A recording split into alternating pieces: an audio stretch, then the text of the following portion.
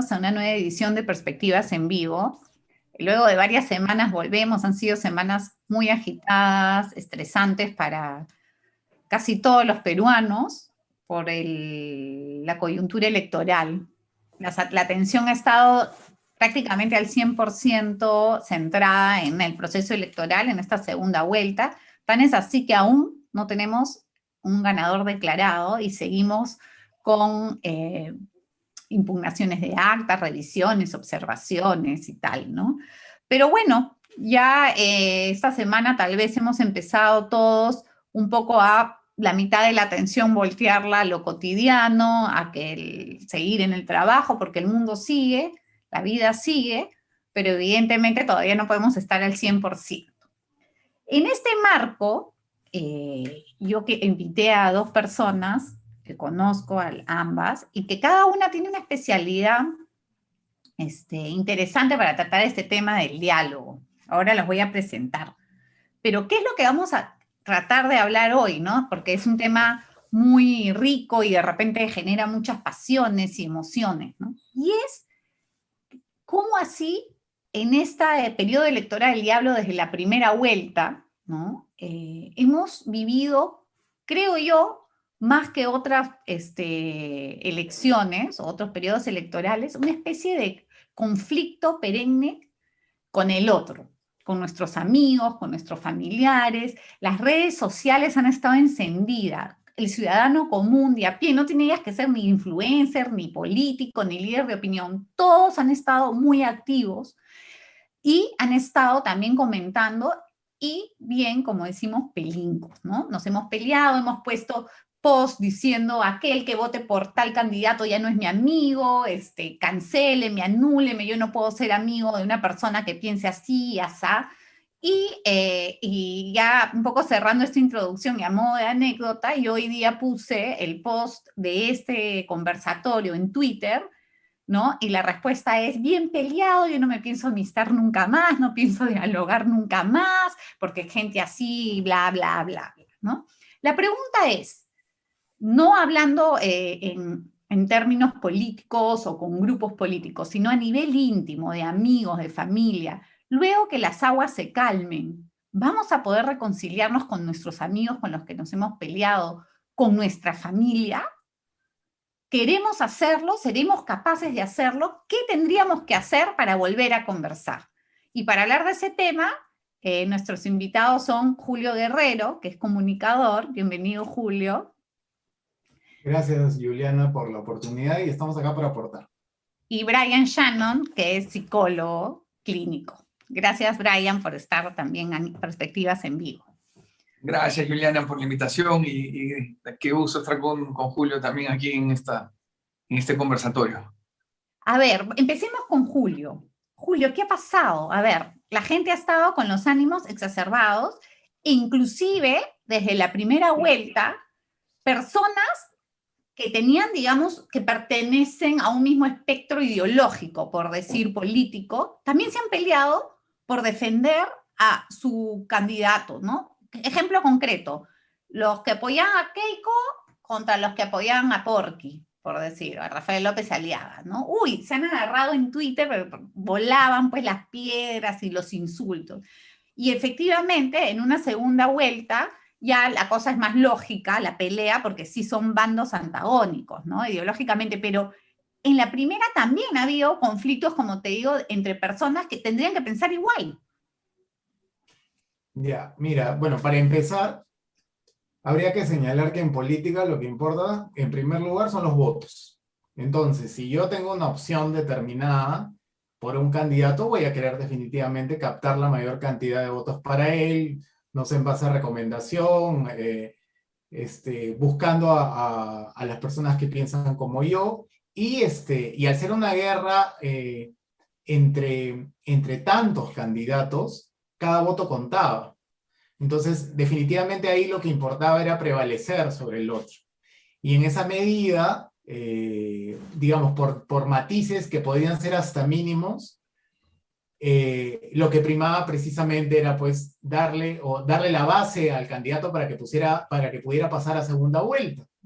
Entonces, digamos que esa ha sido la prioridad, y yo me aventuro a pensar, digamos, no en el afán de ningunear o hacer desmedro de las otras opciones, pero sí creo que en el caso de estos, por ejemplo, en el caso de estos bandos que tú señalas, o de estas opciones que tú señalas, los votantes la han tenido clara, pero porque digamos, han tenido un nivel de elaboración en el que sabían lo que querían y sabían lo que no querían, ¿no? Y se aferraban a la opción que ellos pensaban les iba a garantizar no perder, ¿no? Ese espacio. Entonces, lo que ha pasado después es que evidentemente se han unido contra lo que no querían y la han tenido mucho más clara todavía, ¿no? Cuando ha pasado, cuando hemos aterrizado en la segunda vuelta, ¿no? Entonces, pero yo quisiera ir un poco más allá y quizás centrarnos ya en el tema, ¿no? Del diálogo y empezar por el diálogo intrafamiliar. Yo creo que si han ocurrido divisiones dentro de una familia, entre hermanos, entre padres e hijos, no sé, entre generaciones, evidentemente es porque esto está resultando más bien un síntoma de divisiones que preexisten a esta coyuntura política, ¿no? O sea, al final, lo que yo podría concluir, claro, estoy hablando en base a mi experiencia personal, porque Brian ya nos dará su análisis, interpretación pertinente. Si tú has tenido divisiones, si tú te has dividido o sientes que tu familia se ha dividido por política, es porque en realidad esa división ya preexistía, ¿no? Y probablemente ya habías tenido conflictos antes o diferencias, porque tu visión y la de tu familiar, la de tu papá, la de tu hijo, etcétera, tu visión del mundo colisiona con la visión del otro. Entonces, eso no puede ser que se haya dado recién ahora. Pero a ver, sería un síntoma. Voy a contextualizar un poquito porque me han dicho que recién hay una parte que no salió al comienzo. Estamos aquí en el conversatorio sobre el diálogo a propósito de estas peleas que se han dado, no a nivel grupos sociales o entre políticos, sino nosotros en esta segunda vuelta o en esta primera y segunda vuelta, en estas elecciones en Perú, cómo nos hemos peleado con amigos y familia por esta contienda electoral al punto de ya no querer saber nada y romper drásticamente y radicalmente con nuestros seres queridos. Julio dice que hay una preexistencia de puntos de vista. O sea, tú dices que si todos pensaran igual, irían por el mismo candidato. Y lo que ha demostrado esto es que pueden haber dentro de una misma familia puntos opuestos sobre una manera de ver la vida, porque lo que es una aproximación a la realidad. Brian, yo te pregunto, ¿tú crees que lo que dice Julio es cierto? Porque yo creo que esa es mi opinión. Yo creo que hay un montón de momentos en la vida o en que uno discute en los cuales no se pone de acuerdo. Y eso no ha bastado para pelearte, para no juntarte por el Día del Padre, para insultarte, nada, sino simplemente ya no estamos de acuerdo en este punto que puede ser muy relevante. Pongo un ejemplo, el aborto. O sea, tú puedes sentarte a conversar con personas, yo soy pro vida, yo puedo tener amigos que de repente no estén de acuerdo conmigo en ese punto, pero no son situaciones que ameritan pues una pelea extrema. ¿Por qué en este caso sí se dio? Yo pienso porque tú puedes estar a favor o en contra del aborto, pero eso no implica que te van a quitar tu AFP o que te van a expropiar. O sea, la gente ha estado jugándose entre un cambio de constitución posible, un cambio de régimen o apoyar a una persona que, digamos, muchas personas la cuestionan, como Keiko, ¿no? Que en 2016 con PPK tuvo un comportamiento de una manera y ahora de otra. Hay gente que no la pasa, hay gente que obviamente reconoce la injusticia social, pero no ve como salida plantear una economía, no sé, radical a nivel comunismo. Esto. Entonces yo creo que lo que está en juego o sea, si legalizan o no el aborto no necesariamente te afecta a ti, no solo será a algunas personas que eventualmente se embaracen y no lo quieran, pero a la mayoría de personas quiere tener a sus hijos cuando está embarazada. Entonces, yo creo que aquí está afectando a la mitad de la población de una manera y a la mitad de otra, y los dos lo ven como algo que los afecta de una manera significativa en su día a día. Entonces yo creo que la van a pelear más. Yo creo que nos sea, afecta ¿tú crees mucho que en más. este caso lo que pasa es que la gente ve como que le estén metiendo la mano al bolsillo, por decirlo de alguna manera, a su casa, o sea, Oh, claro. una amenaza? Entonces eso hace que saltes, pues, es como que esté entrando alguien a meterte, no sé, a destruir tu hogar, ¿no? Afecta tu día a día. Yo creo que afecta tu día. Por ejemplo, en Estados Unidos hay divisiones, pues hay discusiones, pero nadie viene a cambiar la constitución ni a cambiar el modelo económico. Subirán más o menos los impuestos, habrá algunas políticas de inmigración más estrictas, menos estrictas, o de política exterior, pero Todo el mundo va no a es seguir que, siendo igual. no creo que se esté jugando como ahora acá.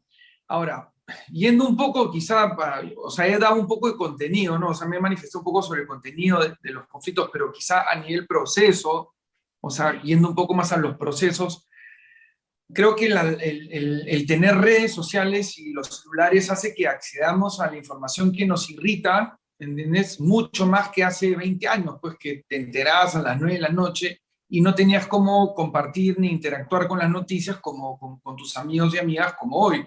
Entonces yo creo que el potencial para el bien y para el mal se magnifica con la tecnología, ¿no? Todo llega más rápido, lo que te molesta y lo que te gusta. Luego, el formato de las redes sociales está pensado para que te den más de lo que te gusta, ¿no? Que de lo que no te gusta, pero de cuando en cuando te dan lo que no te gusta, porque genera engagement, ¿no? O sea, los que odian a los toreros o los toros a veces generan más movimiento en un post que los mismos aficionados a la tauromaquia, ¿no? Porque el odio, la rabia mueve mucho más, la gente comenta más, y eso lo saben los diseñadores en las redes. Entonces, creo que también el formato de las redes sociales ha contribuido a una polarización, porque obviamente te da lo que te gusta, pero también te pone lo que no te gusta, y esas fuerzas pues, opuestas generan más tráfico. Creo que se ve en el mundo entero, ¿no? Y yo creo que hay un tema con las redes sociales. Luego, el formato de las redes sociales no es apropiado para debatir. Es una lógica del compartir, no está pensado para subir una foto de algo haciendo algo que te gusta y la gente te comparte, likea, lo que fuera, pero no es un formato de debate porque hay una descontinuidad en los diálogos, cada uno comenta lo que le da la gana, no hay un moderador, nadie vela por la línea argumentativa, nadie modera. Entonces, como decía McLuhan, ¿no? El medio es el mensaje, tú no mandas una carta de amor haciendo señales de humo.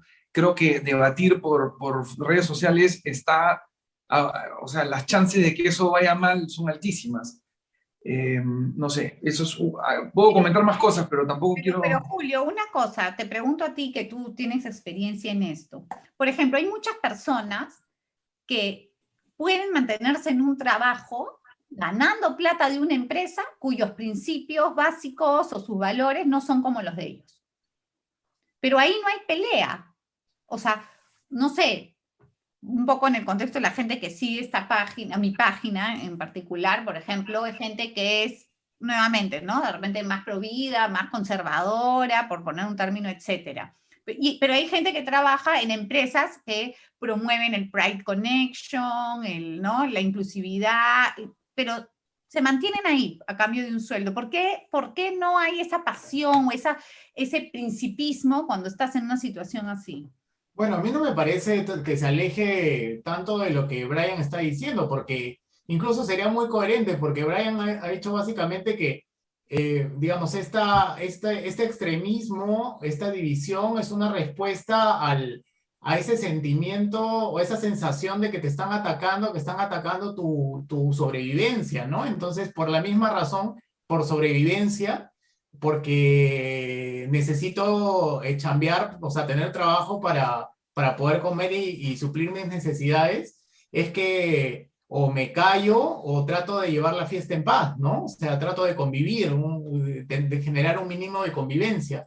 Entonces, esta dinámica definitivamente no es tan fácil de mantener al interior de la familia, a diferencia del caso que mencionas, del trabajo, del entorno laboral, porque de alguna manera, así como puede tomar nuevamente lo que dijo Brian, ¿no? O sea, siento que me están atacando el bolsillo, que una de las opciones, por ejemplo, me está atacando el bolsillo. Entonces veo que mi hijo, mi hermano, mi primo, mi cuñado, mi tío, no sé, está a favor de eso. Es como si él mismo me estuviera atacando el bolsillo, es como si él me quisiera robar. Entonces, ¿cómo no me voy a molestar?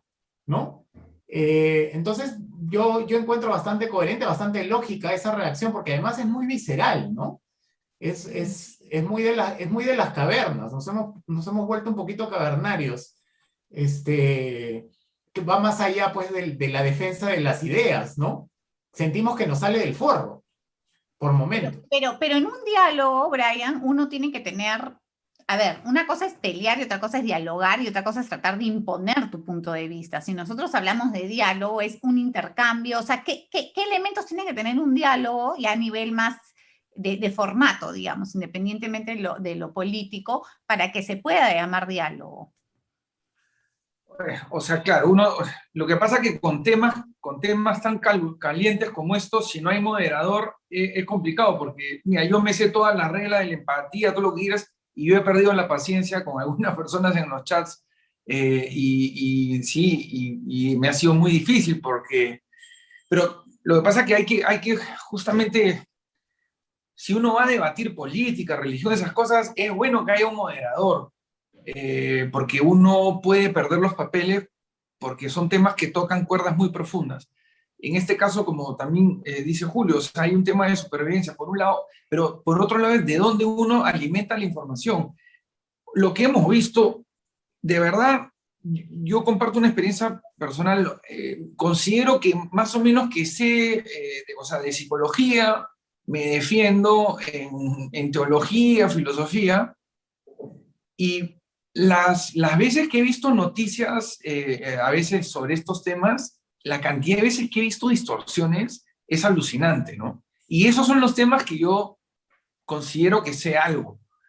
Pero tú me hablas de política y ser insider y la cantidad de desinformación, o sea, de información falsa que ha rotado, hace que, claro, si tú escoges como fuente o estás solamente juntándote con gente que piensa como tú, lo que he visto en los chats que están polarizados es que vienen con cosas que ellos realmente creen que es verdad y de repente yo también estoy siendo influenciado. Si veo, no sé, si veo Willax todos los días, voy a tener una manera de pensar y muy probablemente me han metido ideas también ahí, porque yo soy muy cercano a una persona que estuvo involucrado en el tema de las vacunas y un día Beto Ortiz sacó un programa con tal cantidad de información falsa que me quedé alucinado, porque yo en este caso muy particular tenía, digamos, sabía lo que había pasado.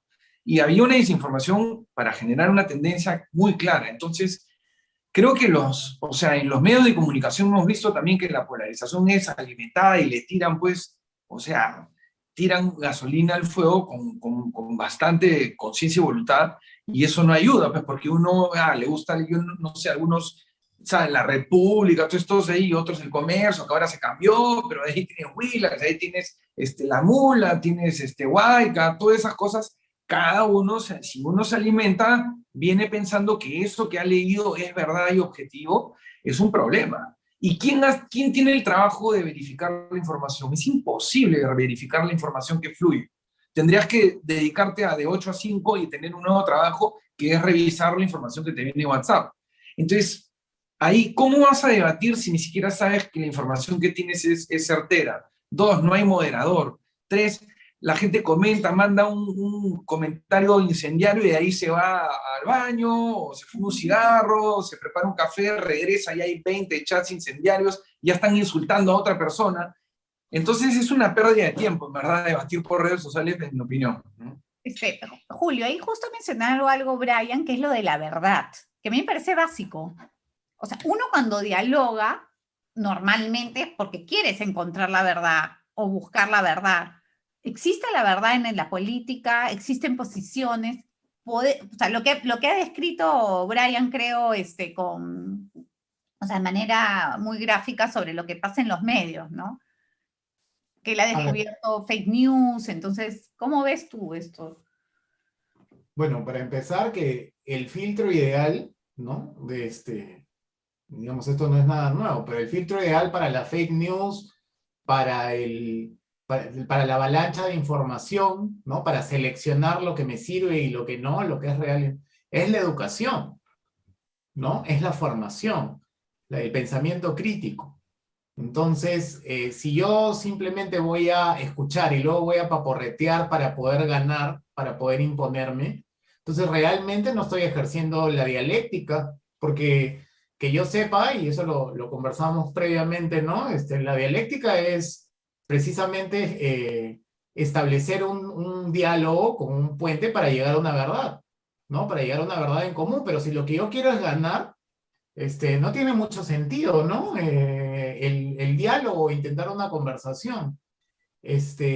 Yo creo que precisamente, y ahí también tomo lo que Brian menciona, ¿no? El imperio de las redes sociales ha hecho que muchas personas piensen que con solo googlear ya no solo poseen la verdad, sino que ya ganaron. O sea, no hay una especie de erudición en el sentido de acumulación de conocimientos, pero eso no lleva a ningún tipo de sabiduría, o sea, no hay una elevación del pensamiento, porque precisamente todo es tan inmediato, Claro, no hay es tiempo para caótico. profundizar, reflexionar. Exacto, no tienes tiempo para profundizar, pero eso no es lo peor es que a veces ni siquiera desean hacerlo, ¿no? O sea, es tan inmediato que lo que yo quiero precisamente es imponerme y salirme con la mía, y eso también tiene que ver con el anonimato, ¿no? Con la distancia, porque a veces lo pones con nombre y apellido, pero a ver, que esa persona con nombre y apellido tan valiente en Twitter o en Facebook, lo diga en la calle, cuando se cruce con el adversario. Al insulta. Claro. Exacto, no, y si no gano, o sea, lo voy a poner así, ¿no? Y si no gano, me paso para la descalificación. Entonces, digamos, esto es un entorno, estamos hablando en las redes sociales, es un entorno viciado, ¿no? Que si no has tenido la mínima formación, no has desarrollado el pensamiento crítico, por ejemplo, no vas a poder distinguir algo tan básico como la diferencia entre el activismo y el periodismo, ¿no? O sea, hasta entonces, que digamos, no tendrían por qué oponerse, podrían ser hasta complementarios en cierto nivel, pero a la hora de la hora lo que manda es el hecho objetivo, ¿no? Es el hecho, es el hecho. Y entonces es muy difícil encontrar esa objetividad si es que no la estoy buscando, ¿no? Claro. O sea, si no me lo propongo, si no Claro. quiero encontrarla, si solo quiero que me digan lo que yo quiero escuchar, o quiero leer lo que a mí me interesa. Se acomoda, claro. Exacto, ¿no? Y para cerrar esta parte, o sea, y creo que no habíamos mencionado eso, qué poca capacidad de escucha, ¿no? Tenemos, eso se va reduciendo cada vez más. Y esto tiene que ver con, creo yo, digamos, la exacerbación de la individualidad, ¿no? El ego que me lleva a exhibirme y a mostrarme de la mejor manera que yo creo posible y decirle a los demás que soy mejor, ¿no? Es una especie de competencia que ya todo el mundo ha asumido, ¿no? Si es que se quiere exponer. Entonces, de nuevo llevamos a esto de lo caótico y llegamos a esto de lo caótico y viciado, ¿no? ¿Tú crees, Brian, que, por ejemplo, siempre el diálogo es lo mejor? O sea, poniéndonos ya en temas familiares o de amigos. O sea, ¿vale la pena perder una amistad o la familia por una posición política? Yo creo que sí. O sea, a ver, para responder, si nos defendemos la democracia y nos molestamos con gente que piensa distinto de nosotros, o sea, ¿de qué estamos hablando? O sea, entonces haces tu club y te impones, pues, si vas a tener que ser más o menos radical y buscar imponerte, porque si los que no piensan como yo son unos tontos, o sea, ha habido mucha descalificación de que los que no piensan de un lado o son unos corruptos que No quieren perpetuar un sistema de dominación, digamos, desde la colonia, o el otro es que son unos tarados que están siendo engañados, son unos tontos útiles, ¿no? pero más o menos que caes en esos cajones. Me pasó que en un chat de mi promoción, de mi colegio, alguna gente se ponía muy mal y me decían, pero sí, yo le dije hace como 3, 4 meses eso, ¿están seguros que quieren hablar de política? ¿Están seguros? Pues nos vamos a pelear. O sea, va a haber discusión. Y dijeron, no, que sí, que es el día a día. Bueno, terminaron peleándose y yo después dije, ¿para qué quieres meter un tema político si solamente quieres escuchar a los que piensan como tú? Si te abres al mundo de la política, te vas a encontrar inclusive personas que pueden promover ideas súper radicales, pero que están dentro de la libertad de expresión y tienes que aceptar que va a haber gente que piense distinto como tú y tienen derecho a promover sus ideas mientras que no introduzcan el caos o el desorden, ¿no? O promuevan la violencia, ok, todo bien. Pero a mí me parece absurdo pelearte con un familiar o sea, no es que no puedas hablar de política, puedes hablar de política, pero que te pones mal porque no piensan como tú, no están de acuerdo contigo, me parece que no va, ¿no? Me parece medio tonto. A mí personalmente me parece tonto. Yo puedo tener amigos que piensan, es más, tengo muchos amigos que piensan muy distinto de mí. Ahora, si yo los veo promoviendo algo que le hace daño a la sociedad y va en contra de mis convicciones, sí podría pensar, pucha, no sé cómo hago con esta amistad, porque es complicado, pero tendría que ser algo muy radical, ¿no? Julio, en lo que menciona Brian, hay creo que una parte que es importante, que de repente tú nos puedes hablar es, ¿cuánto respeto yo al otro o la opinión del otro? Porque claro, si viene de repente alguien esa persona de la cual yo pienso que, no sé, es un ignorante, no está formado, o es el vago de la casa, ¿no? Entonces, claro, tú que ni trabajas y te vienes acá a defender, pues, posiciones comunistas, y con qué raza, pues, porque nunca en tu vida has trabajado, etcétera. ¿Hasta qué punto el respeto y la autoridad moral del otro juega en este diálogo? Justamente yo, por la tarde almorcé con mis papás, estaba reflexionando, ¿no? Sobre eso, porque mi papá, por ejemplo, por tradición, por historia, por su historia personal, él está en una postura en las antípodas de lo que yo, pienso, ¿no? Y yo respeto mucho su posición porque es muy orgánico, está muy bien sustentado y él además es una persona honesta. O sea, yo sé que él es honesto. Es coherente Entonces, con lo que él exacto, actúa según lo que exacto. dice. Yo sé que si él piensa como piensa, no lo hace por un interés o por intereses secundarios, sino porque tiene esas convicciones y además lo respeto como persona, ¿no? Sé cuáles son sus valores. Entonces, en esa medida él también siente mucho respeto hacia mí, ¿no? Entonces, no, él no, y él no es necesario que me lo diga, pero me lo hace ver, ¿no? En la familia, por lo menos en el lado paterno, o sea, en su familia, que es muy grande, la cultura del trabajo es muy bien valorada, en el sentido de que es lo que te da el derecho a opinar, el derecho a conducir, a liderar algo dentro de la familia, a ser tomado en cuenta. El ocioso, el que no hace nada o la que no hace nada, simplemente queda en la categoría de niño o niña eterna, ¿no? Así yo lo veo, así lo he visto durante toda mi vida. Esa es la dinámica familiar, a pesar de que es una familia muy tradicional. Por ejemplo, las mujeres no han esperado a casarse, siempre han generado, o sea, no esperaban a tener, no buscaban simplemente el esposo, a pesar de que eran muy tradicionales. Ellas generaban su dinero desde muy jóvenes, ¿no? Y entonces eran mujeres empoderadas dentro de sus valores tradicionales. Entonces, al tener esta cultura de trabajo ya asumida, implícita, como un deber, nos ganamos el derecho a opinar si trabajamos, proveemos, ¿no?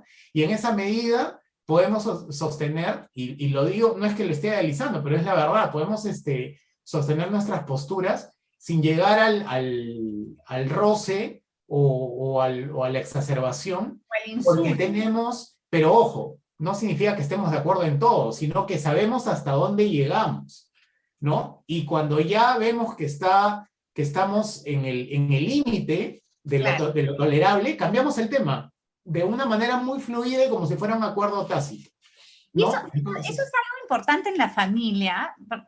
No sé, Brian, ¿tú qué piensas en esto del diálogo? Saber hasta qué punto uno debe continuar con la conversación, no solamente a nivel político, sino en muchas cosas. A veces uno tiene que ceder el silencio, o el otorgar ese espacio, mejor dicho, hace que digamos, las emociones se, se suavicen un poco y efectivamente no se lleguen a enfrentamientos que luego uno tiene que hacer un trabajo sobrenatural para reencontrarse, amistarse, pedir perdón, etcétera, ¿no? Claro, y a ver, Julio mencionó un tema bien interesante que es la persona con la cual estás también hablando, o sea, ¿quién es esa persona para ti? Porque, claro, en Internet tú no sabes, hace 20 años que no te hablas con alguien y estudiaste en el colegio, pero ya no te une tanto, ¿no? Tú ya te has perdido sus últimos 20 años, no sabes qué ha vivido ni en qué anda, ¿no? No hay contexto. En el caso de la familia, como él menciona, tienes un contexto, o sea, el mensaje tiene más contexto para interpretarse, porque sabes que la persona no lo va a hacer con mala intención, no es una persona que quiere ganar a toda costa, ¿no? Es una persona que está formada, que entiendes de dónde vienen sus ideas. Entonces, eso yo creo que el contexto ayuda muchísimo para poderte entender con alguien, inclusive el respeto que tienes a la persona, porque sí es verdad que es más difícil digerir un mensaje cuando viene de alguien que se nota que no está muy cultivada y su hilación de ideas es pobre y termina, digamos, argumentando pésimo y sin hilación lógica. Se hace más cuesta arriba ser empático, ¿no?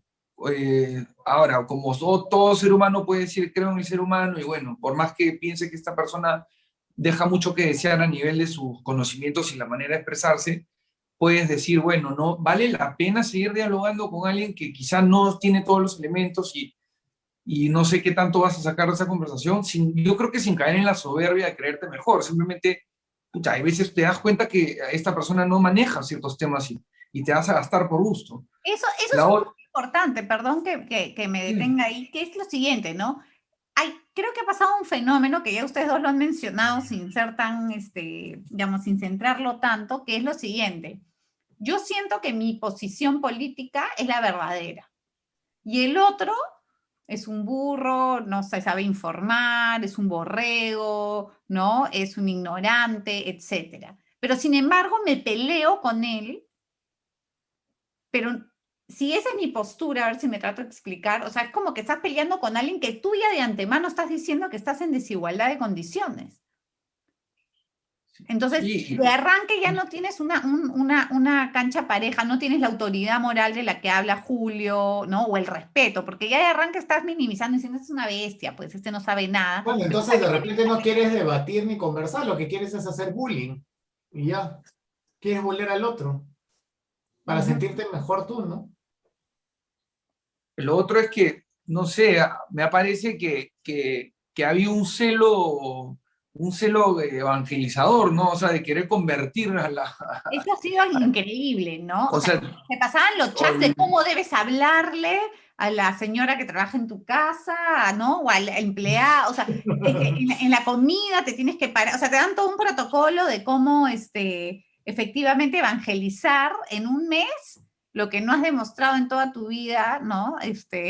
Digamos, con tu conducta, quieres Cuando, decir. como cuando te querían convencer de que no te vacunaras, por ejemplo, porque las vacunas supuestamente tenían un, ¿no? Claro. un insumo programado para hacerte daño, ¿no? pero ahí, por ejemplo, está el tema, por ejemplo, con las vacunas, ¿no? O sea, de la nada la gente se volvió epidemiólogo, o sea, Todólogo, todólogo. patólogo. O sea, in- yo que algo sé de psicología me he tirado, o sea, para realmente saber un poco sobre el cerebro, cómo funciona, por lo menos unos 3 años dándole duro, duro, duro. O sea que en 2 meses, porque sí tuve un estudio, entonces la gente agarraba, leía pues el abstract del ensayo y la conclusión con la justa, jamás vio la parte estadística y ya estaban opinando, ¿no? Entonces, hoy en día también parece como un shopping de conocimientos, como si pudieras ir a un supermercado y traes un empaquetado y de la nada te metieron el chip tipo Matrix y ya eres filósofo, político, ya entiendes de historia del Perú, ¿no? Ya le puedes dar cátedra a Basadre, ¿no? Sobre cuáles son los fenómenos y los procesos. O sea, la gente, y tú sabes, la gente, la experiencia, he vivido en otros países y no he visto país en Latinoamérica donde se lea menos que el Perú. O sea, la gente no lee, lee muy poco. Tenemos, digamos, una clase dirigente bien ignorante, muy pragmática, pero muy ignorante. En historia, en Humanidades en filosofía, en general, ¿no? historia. Ujú. Tú vas a Argentina, vas a Chile y te encuentras con una realidad muy distinta. La gente sí se esfuerza por leer, sabe un Todo poquito más.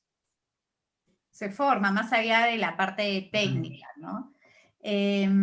Una cosa, Julio, un fenómeno que es interesante, un poco en la misma línea de la autoridad moral y el trabajo que tú mencionabas en tu familia.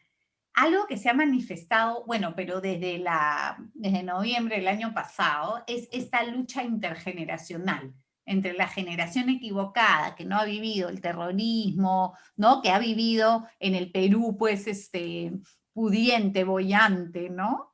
Y que trata de, o sea, y la generación nuestra, porque creo que todos estamos en esa generación ya de los 40 para arriba, que sí ha vivido toda la parte del terrorismo, la crisis, ¿no? El gobierno de Velasco. Y claro, y de alguna manera sentimos que estos jóvenes nos agreden tratando de decirnos cómo deberíamos vivir en el país. Entonces, eso también ha sido un enfrentamiento bien fuerte de esta generación, entre comillas, equivocada y la otra, ¿no? Eso también ha ayudado a Esto, cerrar. yo trato de comprender. Trato de comprender porque entiendo que es una generación ha crecido, o sea, ha sido formada con estándares mucho más altos, ¿no? Ujú. Que han desembocado, por ejemplo, en que ahora estén preocupados por la sostenibilidad, por el impacto ambiental, por la responsabilidad social, ¿no? Entonces, eso hace, que es la verdad, que vean injusticias por todos lados, ¿no? Entonces, han crecido digamos, con una idea o con un mantra de que el mundo tiene que ser mejor, debería ser mejor a toda costa, ¿no? Mejor, evidentemente, La idea es que digamos, siempre. claro, pero digamos, basados en estándares que son más media en realidad, ¿no? O sea, porque todos estos movimientos ecologistas de sostenibilidad son también digamos, entes operativos de grandes intereses económicos que ponen temas en agenda, ¿no? Pero bueno, a ellos les ha resultado más difícil sustraerse porque han crecido en medio de esos son nativos digitales. Eh, no hay y vuelvo quizás a lo anterior, no hay una cultura de la contemplación, por ejemplo, que eso es algo que siempre te permitía de alguna manera reflexionar, abstraerte y hacer una elaboración propia, ¿no? Entonces hay una avalancha, como hemos venido hablando, de información que hace que no pueda digerir todo, no pueda profundizar. Entonces, yo ya lo veía venir, claro, en ese momento no me daba cuenta, cuando en mi segundo año de universidad, en la Católica, cuando, por ejemplo, todas mis separatas tenían que ver con multiculturalismo, con la agenda de las minorías, ¿no? Y estas separatas las llevaba en ética, ¿no? Entonces yo tenía 20 años, 19 años, y, y entonces de verdad impactaron muy fuerte en mí en el sentido de me dieron una visión, enriquecieron mi visión crítica, pero en ese momento eso, creo recordar, fue equilibrado, por ejemplo, con las lecturas de Santo Tomás, de San Agustín, porque también teníamos que llevar teología, ¿no? Claro. Entonces, y si bien ya había internet, porque estoy hablando del 99, 98 ya había internet, no era pues el monstruo que es ahora, había mucha información, pero ahora hay, creo que, o sea, me arriesgo a decir demasiada, y entonces todavía tenías un hábito de leer con tranquilidad, de intercambiar opiniones. Leer algo más que un post, Y ¿no? no solo eso, sino además de preguntar y no sentirte superior al profesor. O sea, que eso es algo que ahora, o sea, es hasta retador, ¿no? Porque yo también he sido docente hasta hace unos años y, y se confunde un poco como les decía hace un momento, se confunde la sabiduría con la erudición, ¿no? Y cuando lo que deberíamos, digamos, privilegiar es lo que mencioné hace un momento, el pensamiento crítico. Entonces, ahí nos vamos dando cuenta de que hay mucho de formación ideológica, ¿no? Hay mucho de activismo, pero el activismo per se, ¿no? No es una vivencia que me lleva, ¿no? No es una vivencia que me lleva a querer cambiar algo, a mejorar algo, sino es la mejora por la mejora. No es muy reflexivo. Entonces, eso hace que demande y demande cada vez más. Y eso lo podemos ver, por ejemplo, cuando ustedes deben haber visto, de repente los que nos están viendo lo han visto en redes sociales, este video en el que comparan las generaciones por cómo el tipo reacciona al choque con una pared, Claro, ¿no? un Y que TikTok, al bueno, final se toma la foto porque hay una ahora especie, termina con el selfie tirado en el piso, claro, o claro. sea, es una pornografía del sufrimiento, no sé si de la afrenta, ¿no? Que como les decía hace un rato, está muy ligada al exhibicionismo, de querer no solamente generar un cambio, sino mostrarle a todo el mundo, contarle a todo el mundo que he hecho el cambio, ¿no? Y me parece, lo que pasa es que las generaciones cambian, o sea, las generaciones, digamos, tienen sus propios ideales y de todas maneras va a haber un choque, pero a ver, yo voy a recordar, ahorita se me viene a la cabeza un artículo que leí en algún momento en Selecciones, que quizás no tenga mucho que ver con lo que estoy diciendo, pero que tiene que ver con estos estándares, ¿no? O sea, ¿qué llamabas en 1850? ¿Qué llamabas, a qué llamabas una casa limpia? Compara una casa limpia de 1850 con una casa limpia de 1950 con una casa... O sea, nuestros estándares suben generación a generación. Pero lo que nos diferencia, digamos, de la evolución anterior es que ahora todo lo vemos en vivo y en directo. Entonces, ¿qué es lo que al final queda? Y por eso es tan importante hablar de estas agendas, al menos yo pienso así. ¿Qué es lo que queda en la mentalidad? Pues queda digamos, la imagen de una profunda injusticia. Y eso es lo que es lo que creo que al final, ¿no? Esa era mi conclusión, ¿no? De esta parte de la división entre familias. Que la injusticia o la percepción de lo injusto es lo que nos está dividiendo, ¿no? Y eso hace que quizás las generaciones más prontas, más jóvenes, nos vean quizás como los malos de la película, como Más los o menos, malos de la película, claro. como los Los malos que culpables de debemos ser todo lo que pasa. combatidos, Claro. y hasta eliminados. Porque, y ya con esto cierro, de repente esto será tema para... Recuerden quiénes eran los irresponsables que llevaban el virus a sus casas, a pesar de las prohibiciones y a pesar de ser mantenidos por sus padres durante la pandemia. Los que iban a las discotecas, y eso no es exclusivo de Perú, ¿no? Veías a los chicos que vivían mantenidos por los padres, que a pesar de las prohibiciones se zurraban en todos los protocolos y no tenían ningún empacho en divertirse, porque para ellos la vida recién empieza. Y los viejos eran los que estaban muriendo en ese momento, estoy hablando de los primeros momentos, ¿no? Entonces, ahí te das cuenta, pues, definitivamente que hay una brecha enorme, ¿no? No tenemos muchos puntos de contacto. Bueno, eso. Uy, Brian, ¿y tú qué crees ya para ir cerrando nuestro diálogo, ¿no? Nosotros sí hemos podido dialogar. Nos seguimos, o sea, yo lo que creo que ha pasado ahora es como que de repente muchas personas que ni siquiera estaban ahí en el mundo político, porque eso también es una realidad. Nosotros hemos llegado donde hemos llegado en el Perú, porque para muchísimas personas la política ha sido indiferente. Sin embargo, como ya hemos mencionado, en este momento, la gente ha visto que está en peligro su casa, su situación económica, su estabilidad, etcétera, y se ha vuelto activista. Las marchas, ¿no? Había un montón de gente en marchas, en sus redes sociales, etcétera. Pero meterte en política trae ciertas consecuencias. O sea, ser activo políticamente trae efectivamente esto. Y les cuento como una anécdota. El otro día estaba en un sitio y una señora me dice, Juliana, hay una pregunta, ¿y tú también has perdido amigos y familia? Y yo le digo, familia nunca, gracias a Dios, pero amigos los perdí hace 10 años.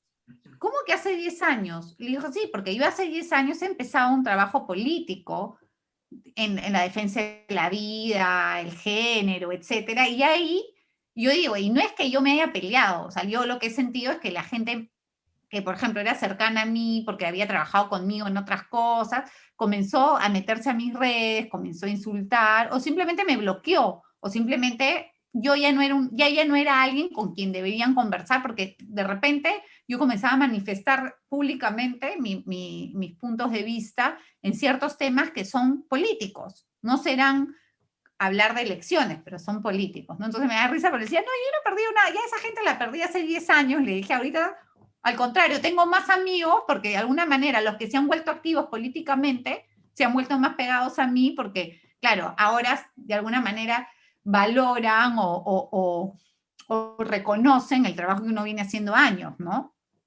Pero bueno, a lo que voy con esto es que ser activo políticamente trae ciertas consecuencias o ciertas actitudes.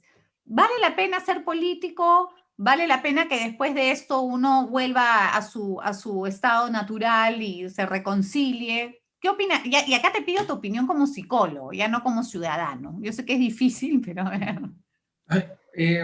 Yo diría que, bueno, obviamente la política se intensifica cuando hay elecciones, ¿no? Creo que son los momentos fuertes de cualquier político.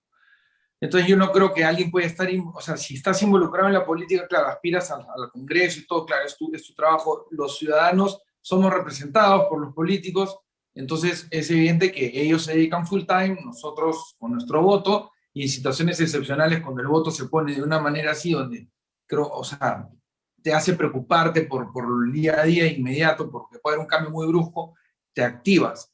Pero yo diría que lo ideal sería que te actives a nivel cultural, o sea, que no, y por ejemplo, ¿no? Para la gente que veía amenazado su patrimonio, yo quisiera ver si es que saliendo, imagínate Keiko, si van a seguir con esa intensidad. Probablemente se van a volver a acomodar, que es lo que probablemente pase, y se olviden de que todo esto nos hace pensar que hay que hacer algo por ser más solidarios en el Perú, y eso más allá del modelo económico que promuevas, pero que hay un llamado pero eso lo que puede pasar es que la gente se olvida y vuelve a su vida normal. Pero creo que la involucración con la cultura me parece que es una necesidad bien grande. ¿Qué cosa estás haciendo más allá de que en tu tiempo libre lo uses para entretenerte? Creo que es importante, no sé, yo el otro día hablaba con alguien, ¿no? Si te pones a pensar todas las matemáticas que tenemos y aprendemos, ¿no? Hablaba del Baldor, decía, la gente que ha desarrollado o descubierto esas ecuaciones lo ha hecho en su tiempo libre, o sea, nadie le pagó. Nadie le pagó a Pitágoras para estar así descubriendo ni Euclides, y son fórmulas que hoy día son fundamentales para el funcionamiento tecnológico, ¿no? Desde los barcos, transporte y todo. Y hoy en día usamos el tiempo libre casi exclusivamente para entretenernos, ¿no? Entonces yo creo que es bien importante rescatar el ocio y el tiempo libre Para y también formar. estructurarlo para que haya una participación cultural, porque, o sea, la política seguirá, ¿no? La tendencia cultural, no al revés. Entonces, creo que por ahí iría mi reflexión, que empecemos a usar nuestro tiempo libre, así como lo hemos usado para voluntariarnos, y si se puede, también lo puedes usar para promover las causas en las cuales creas y ser un poco más activo a nivel cultural. No sé.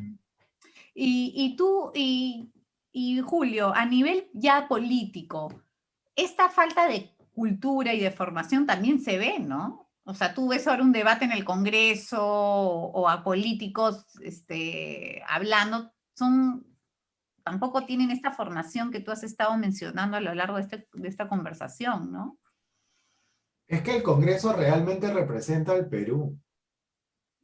Eso es lo que ves, o sea, el nivel de debate, y creo que en eso coincido con Brian y contigo, ¿no? O sea, el nivel de debate que es en el Congreso es realmente el nivel del debate del peruano, ¿no? O sea, está muy, yo creo que está muy bien representado, ¿no? Evidentemente hay sus excepciones, ¿no? De gente orgánica, con un pensamiento coherente, ¿no? Pero también están los otros, que se manejan en base a las pasiones.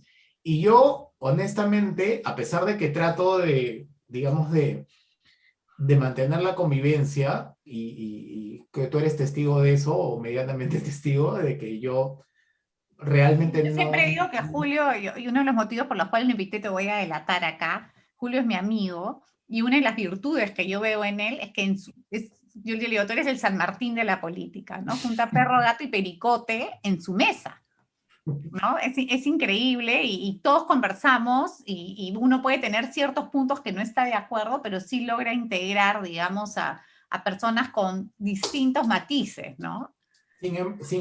Claro, sin embargo, justamente yo decía, a pesar de eso, a pesar de que trato digamos, de ser diplomático y privilegiar la diplomacia en mis círculos, a mí sí hay algo que que me da mucho, que me genera desazón, me genera, de alguna manera, precaución y hasta pesimismo, ¿no?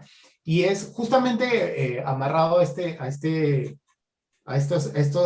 ejemplo de estándares de limpieza. A mí me parece, y por eso tengo una gran incertidumbre sobre lo que va a ser esta generación los próximos años. Me refiero a los que están en este momento en sus 20, en sus 30. Porque ellos, bueno, voy a generalizar, un gran sector de ellos sí creen que cuando buscan tu eliminación, tu descalificación, están haciendo higiene social, ¿no? Y eso me parece muy peligroso, porque ya estamos llevando al extremo la política o el debate político, porque lo que estamos buscando ya no es ni siquiera ganar, como hemos estado hablando ahora. Estamos buscando eliminar, desaparecer al adversario, reducirlo a su mínima expresión. Entonces, ellos Claro, son los te meten al campo de concentración, que es la cancelación, ¿no? La exacto. cancelación Ellos social. son los que nos van a cuidar cuando seamos viejitos. Claro. Entonces, esa es una gran pregunta, ¿no? Es una gran pregunta.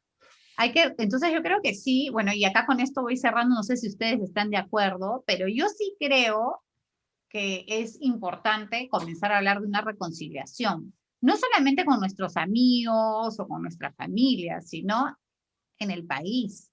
Yo creo que estos últimos 20 años, por ejemplo, con esta famosa Comisión de la Verdad y la Reconciliación, lo último que ha generado es una reconciliación. Después de 20 años de esa narrativa política, ¿no? Vemos más bien que estamos más divididos que nunca.